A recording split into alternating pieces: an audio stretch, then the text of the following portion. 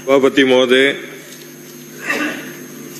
आज हम सब यहाँ इकट्ठे हुए हैं इस बिल की चर्चा करने के लिए, जिसका नाम राजस्थान के विश्वविद्यालयों की विधियां संशोधन विधेयक 2025।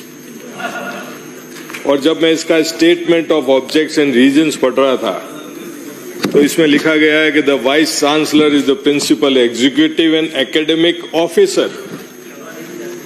इस वर्ड पे जोर देना चाहूंगा कि एक तरफ तो हम गुरु कुल की बातें करने आए हैं, कुल गुरु की बात करने आए हैं, और आपके statement of objects and reasons में ही कहा गया है कि हम principal executive and academic officer in the state funded university of Rajasthan looking to the existence of Guru Shishya Parampara in India since ancient time, the state government has decided to change the nomenclature of Vice Chancellor and Pro Vice Chancellor in Hindi version of such university from Kulpati and Prati Kulpati to Kul Gaurav and Prati Kul Gaurav respectively. इसको पढ़ने में समझने में इतना समय लग रहा है तो मुझे लग रहा है कि आगे इस सिस्टम को आप कैसे बिठाओगे उसमें भी समय लगेगा। नाम बदलने से क्या परिस्थितियां सुधर जाए? हमें कुल गुरु, कुलपति, पुराने जमाने की बातें, एशियन टाइम की बात आपने ऑब्जेक्टिव में भी कही है। इन सब बातों पे ठीक है, चलो आपकी इच्छा है, आप नाम बदल रहे हैं, पर मेरा तो कहने का मत ये है, जो जोर देके कहना चाहूंगा कि आज मैं जब इस बिल को लेके हाथ में बैठा तभी मुझे लगा कि इसके अंदर बिल पहले शुरू हुआ और अंत हो गया, खाली इन 33 यूनिवर्सिटी के नाम के अलावा कुछ नहीं था। तो डिस्कस क्या करें, चर्चा हम क्या करें? वो तो बातें हो गई, कुल गुरु होना चाहिए, कुलपति होना चाहिए, नहीं होना चाहिए, किस तरह से होना चाहिए। और इसमें भी कुल का मतलब जो हमें समझ में आया था एक कुटुंब से होता था, कुल के आसपास होता था। उस जमाने में कुल होते थे और उन कुल का जो गुरु होता था उससे कुल गुरु कहा जाता था। अब परिस्थितियां बदल गई है। राजस्थान जैसे बड़े स्टेट में आप इस थ्योरी को लेके आए हैं, आपको देखना है, आपके पास बहुमत है, आप पास कराओगे। हम तो चाहेंगे कि इस पे और चर्चा हो, सिस्टम को सुधारा जाए।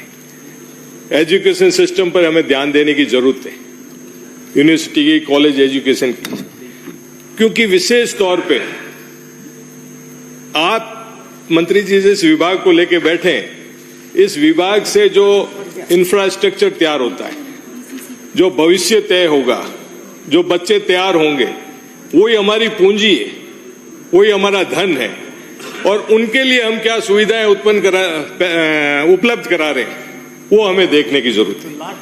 आज स्थिति ये है कि पद खाली पड़े यूनिवर्सिटीज के अंदर, कॉलेजेस के अंदर जाओ। मेरे बीनमाल की स्थिति बता दूं, 1966 में बना हुआ कॉलेज है और उसके अंदर 21 पद स्वीकृत हैं, उसमें से 8 भरे पड़े, और उसमें भी डेपुटेशन का एक रोग और है। 3 डेपुटेशन पे चले गए, तबादले होते तो शायद पता नहीं उसकी जगह दूसरा भी लग जाता। तो पद सारे खाली पड़े, कॉलेजेस राम भरोसे चल रही हैं। ध्यान इन चीजों पे देना चाहिए, बदलिए नाम।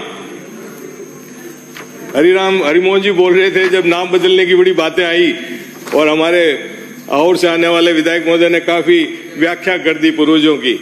मैं उन बातों पे नहीं जाना चाहूंगा, पर नाम बदलिए, सब करिए, अपने से पूर्वजों का सम्मान भी करिए, करना भी चाहिए, पर आज के सिस्टम को हम कैसे मजबूत करें उस पर ध्यान देना पड़ेगा।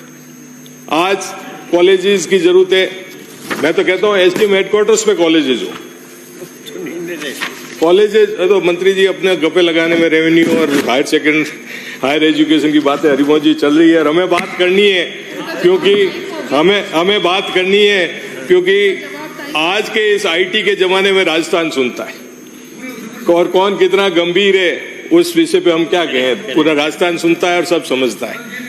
मेरा कहने का मतलब ये है कि अगर आप इन कॉलेजेस को जिला लेवल पे, एसडीएम लेवल पे जो कॉलेजेस हैं, इनको अगर मजबूत करेंगे, इनके अंदर लेक्चरर्स लगाएंगे, तो आपके जो पलायन हो रहा है बच्चों का, आज अखबारों में भी भरा पड़ा है, आगे भी चर्चा करते हैं, कोटा यूनिवर्सिटी की बातें करते हैं, कोटा कोचिंग सेंटर्स की बातें करते हैं। तो इस पलायन को भी कहीं न कहीं तो रोकना पड़ेगा। हम जब इन कॉलेजेस को मजबूत करेंगे, हम क्षेत्र में ज्यादा से ज्यादा शिक्षा के अवसर उपलब्ध कराएंगे, तब बच्चों का पलायन अपने एरिया से बाहर की तरफ कम होगा। कौन जाना चाहता है अपना इलाका छोड़ के दूसरी जगह जाके किराए के मकानों में रहकर कोचिंग सेंटर्स में? अगर अच्छे अध्यापक मौजूद हो, अच्छे लेक्चरर्स मौजूद हो, खुद के इलाके में मौजूद हो, तो वहां पढ़ाई होगी, माँ बाप की देख रेख में होगी। और ये घटनाएं जो अपन सुनते हैं, आत्महत्या की घटनाएं, जो बच्चों के ऊपर प्रेशर है, वो प्रेशर कम होगा अगर हम मूलभूत सुविधाएं नीचे स्तर तक पहुंचाएंगे। इसके लिए मैं तो आपको कहना चाहूंगा, सुझाव भी देना चाहूंगा कि जिस तरह से 1966 में भीनमाल में कॉलेज गोवानी सेठ ने खोली थी, जो बॉम्बे में बैठ, पीपीपी मॉडल में क्यों नहीं इन शिक्षा के क्षेत्र को भी आप लोग प्रमोट करते? यूनिवर्सिटीज क्यों नहीं लाते? जिस तरह से आपने मेडिकल कॉलेजेस जिलों में लाई है, गुजरात मॉडल, जीवाराम जी, गुजरात मॉडल से तो आप चीजें अब लिया हो ना, डबल इंजन की सरकार है, वहां से भी उठा के लिया हो। हम गुजरात बॉर्डर पे रहते हैं, आप और हम। मेरा कहने का मतलब है कि यूनिवर्सिटीज भी निचले स्तर तक जानी चाहिए। हाँ, पड़ोसी है। यूनिवर्सिटीज भी नीचे तक जानी चाहिए। जिस तरह से आपने मेडिकल कॉलेजेस जिलों में खोली है, मैं आज कहना चाहूंगा कि इसका भी आने वाले जमाने में बहुत बड़ा फायदा होगा अगर हम नीचे के स्तर पे यूनिवर्सिटीज और अच्छी सुविधाएं मजबूत करेंगे। क्यों बच्चे जाएंगे यूपीएससी की तैयारी करने के लिए दिल्ली, आरपीएससी की तैयारी करने के लिए बाहर की तरफ, जब उन्हें सुविधाएं। आपको धन्यवाद देने के लिए बहुत अच्छा बोल रहे हो। आपने कहा आपने हर जगह मेडिकल कॉलेज खोले, इसलिए धन्यवाद। यूनिवर्सिटी भी खोलो। पहली बार किसी कांग्रेस के नेता ने कहा है कि आपने मेडिकल कॉलेज खोले, धन्यवाद आपको। आपको मैं ये कहना चाहूंगा, आपको मैं एक चीज निवेदन करना चाहूंगा कि दुनिया किसी के पीछे नहीं रुकी है। 70 साल हुए हमें आजादी में, तो हमारे से पहले वालों ने भी काम किए होंगे, हम भी करेंगे और आने वाले भी करेंगे। काम चलता रहेगा। एक ये प्रगति एक अनवरत प्रक्रिया है, उसके लिए हमें सबको धन्यवाद देना चाहिए। आपको भी धन्यवाद देना चाहिए कि आपकी पूर्ववर्ती सरकारों ने जो काम किया है, इंफ्रास्ट्रक्चर खड़ा, नींव लगती है जब इमारत खड़ी होती है, तो सभी ने कार्य किया है। और आज हम बैठ के ये बात करें तो इतिहास हमें कोसेगा कि हमने काम करने की जगह तेरे मेरे में समय व्यतीत कर दिया। तो मेरा ये कहने का मतलब है कि अगर हम नीचे तक स्तर तक फैसिलिटीज दें। आज अभी मैं बार बार कह रहा था, 66 में कॉलेज खुली और वहां पीजी कॉलेज नहीं है। पीजी कॉलेज के अंदर सिर्फ एक हिंदी का सब्जेक्ट है। अगर हम और सब्जेक्ट उपलब्ध कराएं, political science, public ad, geography, तो मैं पुनः दोहराता हूं कि बच्चों को पलायन नहीं करना पड़ेगा। मैं जोर देके इस बात को कहना चाहता हूं। एक सबसे बड़ा ध्यान मैं बीएड कॉलेजेस की तरफ लाना चाहता हूं। सरकारों ने बीएड कॉलेजेस खूब खोल दी और दुकानों की तरह चल रही है बीएड कॉलेज।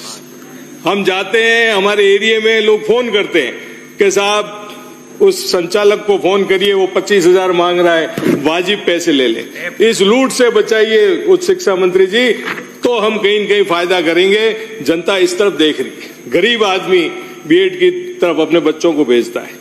अगर इन चीजों की तरफ हम ध्यान नहीं देंगे, जो लूट मची है उन तरफ, तो हम अपने आप में एक गर्ल्स कॉलेजेस भी आप लोगों को खोलनी चाहिए हर एसडीओ हेडक्वार्टर पे, क्योंकि लड़कियों को अगर शिक्षा को आगे बढ़ाना है तो हमें ज्यादा से ज्यादा अगर खोलेंगे तभी वो शिक्षा के अवसर प्राप्त होंगे। इसी तरह से फिर कृपलानी जी बीच में बोलेंगे, 23-24 के बजट में जो कॉलेजेस खुली थी, उन कॉलेजेस की अभी तक कोई पूर्ण हुई नहीं है। तो सरकार को चाहिए, और हरिमोहन जी कह रहे थे कि स्पीड वाली सरकार है, तो इस स्पीड वाली सरकार को 2 साल में पूरी कोशिश करके इन कॉलेजेस को शुरू करना चाहिए ताकि फायदा मिले। और कुल गुरु कुलपति है, आपकी प्रॉपर बिल्डिंग नहीं बनेगी जब तक कॉलेजेस भी दुकानों में चल रही हैं कृपलानी जी। इसलिए मैं कह रहा हूं, उस बात को गंभीरता से लीजिए आप। मैं पुनः सभापति महोदय आपके मार्फत निवेदन करना चाहूंगा कि ये शिक्षा के क्षेत्र में खाली नाम परिवर्तन करके हम इतिश्री नहीं कर लेनी चाहिए। इस शिक्षा के पूरे आप कुछ न कुछ पूरा लेके आते जब हम अपने सुझाव देते, आप अपनी बात कहते, और राजस्थान के उस शिक्षा के स्तर को, यूनिवर्सिटी के शिक्षा के स्तर को मैं कहना चाहूंगा सभापति महोदय, जब हम कॉलेज में पढ़ते थे, जो अच्छा प्रोफेसर पढ़ाता था, हम पूरे 45 मिनट अटेंड करते थे, और जिसकी शिक्षा अच्छी नहीं लगती थी तो लोग बंक भी करते थे। इसलिए शिक्षा के स्तर को सुधारेंगे, अच्छे शिक्षक देंगे तो हम अपना कर्तव्य पूरा करेंगे। धन्यवाद। मैं इस विधेयक को जनमत जानने के लिए श्री हरलाल सारण जी।